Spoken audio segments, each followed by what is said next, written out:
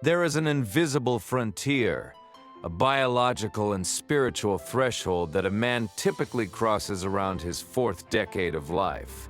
It isn't a wall you suddenly crash into, but a subtle shift in frequency, a recalibration of your entire operating system. In your youth, you are a high-power transmitter. Your biology is flooded with an aggressive hormonal cocktail that relentlessly demands conquest, validation, and perpetual motion.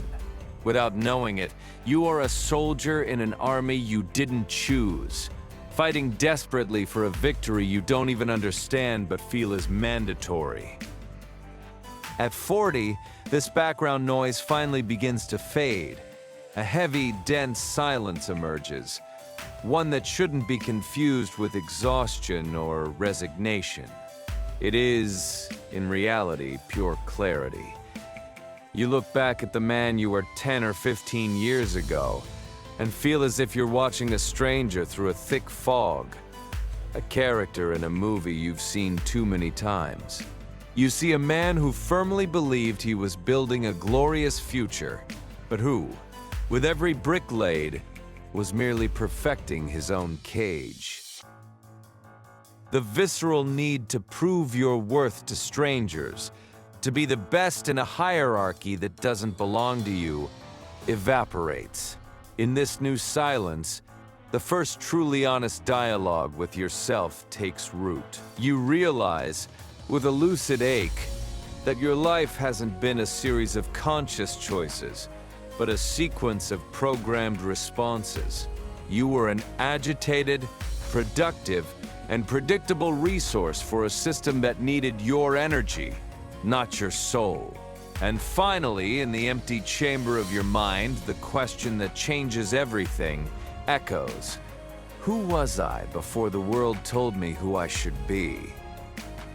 The most devastating and paralyzing realization of maturity is the brutal truth many prefer to ignore until death. I have lived someone else's life. We exist in a matrix of social expectations, where a man is seen not as a sovereign individual, but as a modular unit of utility. Society hands you a script written by others before you are mature enough to understand its subtext. The good provider, the reliable worker, the social pillar. We follow this script with blind, almost religious dedication because we are led to believe that significance and respect reside precisely in this conformity. We are trained to believe that our value is strictly transactional. We are measured by cold numbers in an account, the size of a house, or the pompous titles on a business card that, in the end, mean nothing. In this process of standardization, we postpone the soul for an indefinite date. We take our plans for exploration, the creative impulses that made our hearts beat, and our pure, unfiltered curiosity, and we throw them into a cardboard box labeled future. We seal it with the duct tape of responsibility and shove it into the attic of the mind. We lie to ourselves, saying, "I'll travel when the kids are older. I'll start my own path when the debts are cleared." But you must understand one thing. Tomorrow is a predatory concept. It is a mirage that devours today and leaves you instead with only the bitter memory of an intention that never became a reality. We traded our years of peak vitality, our primary creative energy, for the comfort and security of others, only to realize too late that we are standing in a house we built with sweat, but which we do not recognize, and in which we feel like mere tenants. Let us now perform a surgical analysis, without anesthesia, upon your human connections. As men, we are culturally conditioned to confuse being necessary with being loved.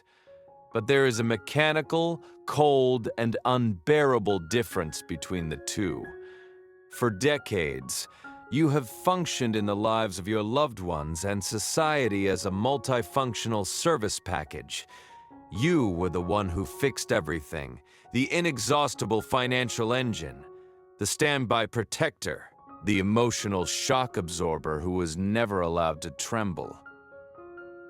You lived under the illusion that you were valued for your essence, for that inner, vulnerable, and authentic me. But the reality of the system we live in is much more cynical. Most of the time, people didn't love the man. They loved his utility. They loved the cheerful man who financed the lifestyle and the vacations. They loved the capable partner who managed every domestic crisis without a word of complaint. I invite you to an exercise in imagination. What happens when the service slows down? When your engine misfires? When resources thin out and you can no longer deliver at the same parameters? That is when you will see the true face of your social circle. That is when you will notice the friends who vanish instantly when you are no longer a profitable asset or a source of entertainment.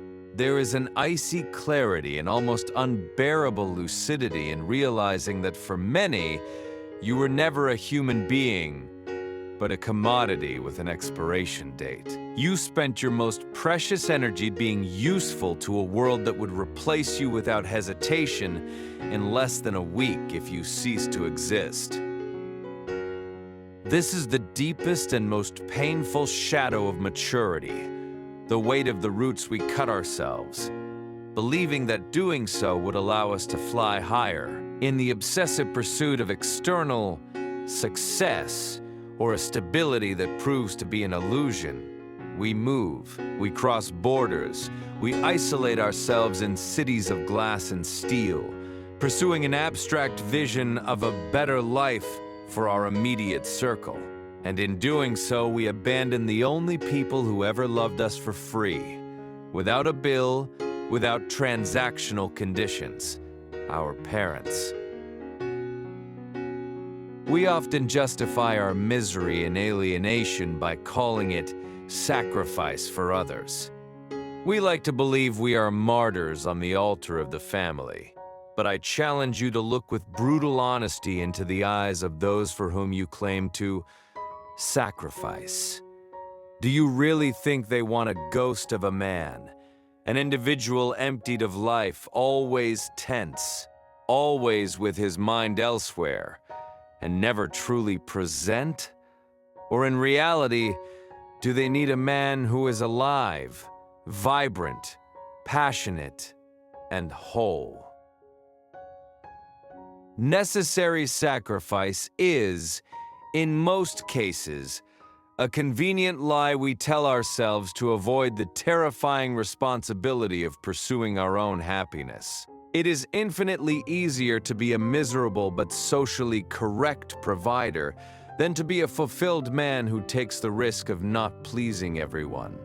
The world rewards the submissive provider and fears the awakened man, because a happy-centered man cannot be controlled through fear. He cannot be bribed with technological toys and cannot be blackmailed with the loss of status. When you realize that your so-called sacrifices were often just a way to hide from your own unfulfilled dreams, the process of the liquidation of the self stops. The greatest act of love you can offer your loved ones is the example of a man who has reclaimed his sovereignty. Life offers every man a limited credit of energy, but you must know that the interest on this credit becomes predatory after the age of 40.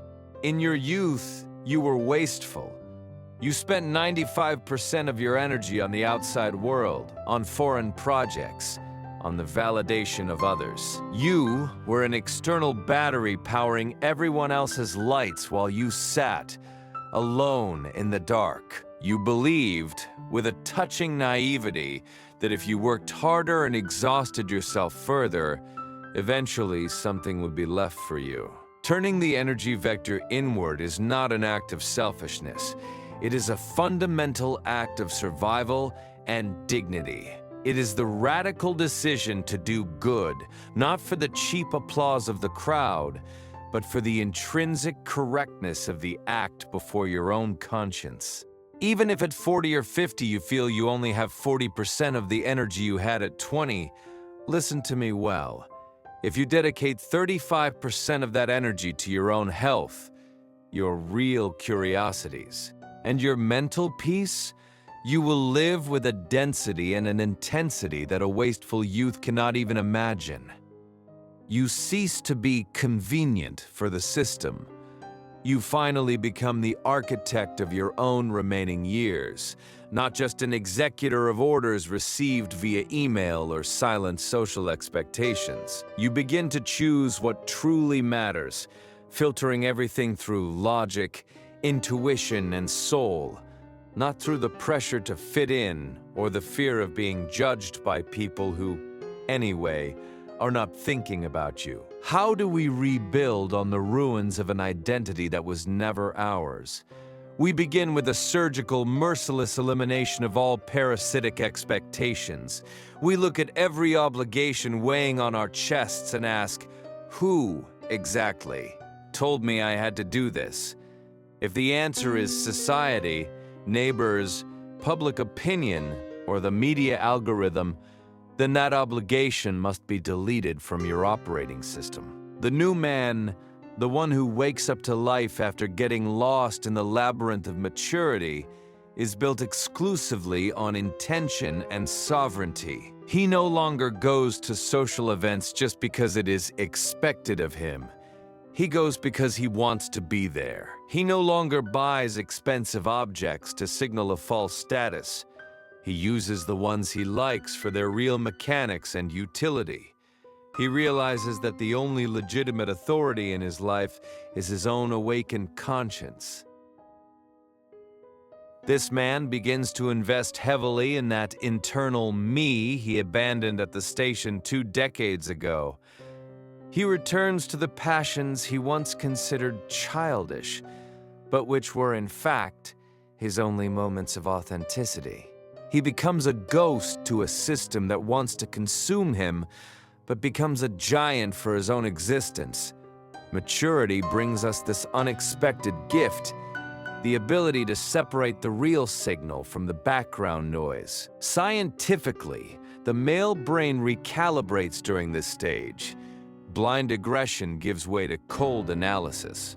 It is time to apply the rigor and discipline you used in your career to save foreign companies to your own life. If your life were a business, and you saw that you were constantly investing in a sector that brought you only massive losses of soulful capital, would you continue? The logical answer is no. Then why do you do it with the only non-renewable resource you have? Your time. Regret is not a prison, but an audit report that tells you where you wasted your resources. Use it as a compass. I carry the weight of my mistakes every day.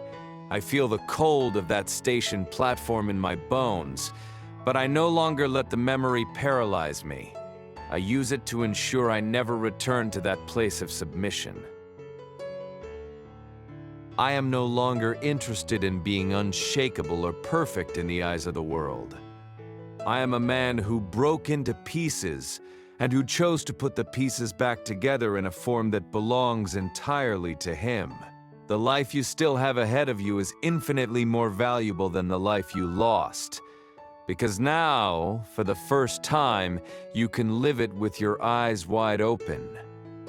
My name is the one I have chosen to carry with dignity.